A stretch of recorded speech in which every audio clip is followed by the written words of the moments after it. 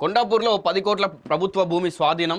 RTA స్థలంలోనే 500 గజాల భూమి ఏదైతే కబ్జాకు గురైందో దాని తొలగింపు. ఇక ఆదాబ్ హైదరాబాద్ కథనంతో కదిలిన అధికారులు 5 ఏళ్ల అక్రమ కబ్జాపై వెలుగులోకి సంచలన వివరాలు.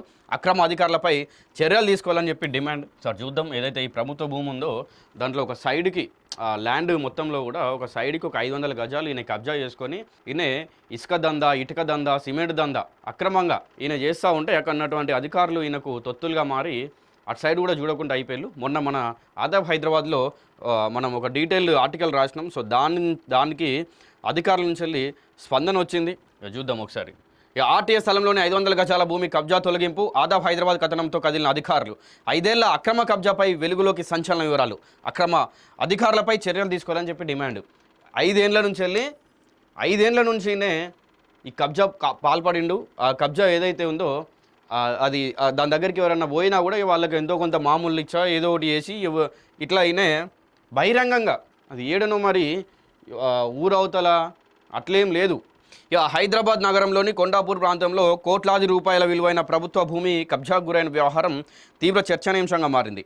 ఆర్టీఏ కార్యాలయానికి కేటాయించిన స్థలంలో దాదాపు 500 గజాల ప్రభుత్వ భూమిని ఆక్రమించి ఇసుక, ఇటుక, సిమెంట్ వ్యాపారం నిర్వహిస్తున్న ఘటనపై ఆదాబ్ హైదరాబాద్ పత్రికలో కథనం ప్రచురితమైన అనంతరం రవాణా శాఖ అధికారులు స్పందించినట్లు సమాచారం.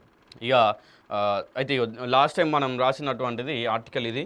కొండాపూర్లో కోట్ల ప్రభుత్వ భూమి కబ్జా మిస్సింగ్ మిస్టరీని చోద్యం చూస్తున్న ఆర్టీఏ అధికారులు అని చెప్పి ఇట్లా రాసినాం. ఆయన ఎక్కడ చేసిండు, ఏ ఏరియాలో ఉంది, అది ఎంత కబ్జా చేసిండు అని చెప్పి ఒక డీటెయిల్ ఆర్టికల్ రాసినాం.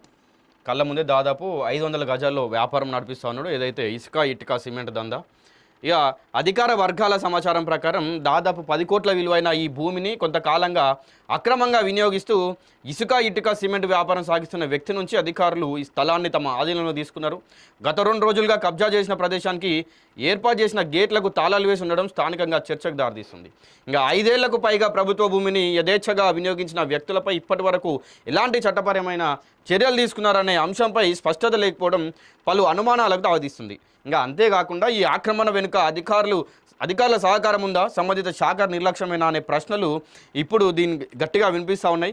ఇంకా ప్రభుత్వ భూమిపై భారీ ఎత్తున ఈ వ్యాపార కార్యకలాపాలు సాగుతున్నప్పటికీ ఇన్నాళ్ళు సంబంధిత శాఖలు ఎలా మౌనంగా ఉన్నారనేది కూడా అర్థం కాకుండా పోయింది. ఇంకా ఈ స్థానిక ప్రజలు తీవ్ర ఆగ్రహం వ్యక్తం చేస్తూ ఉన్నారు.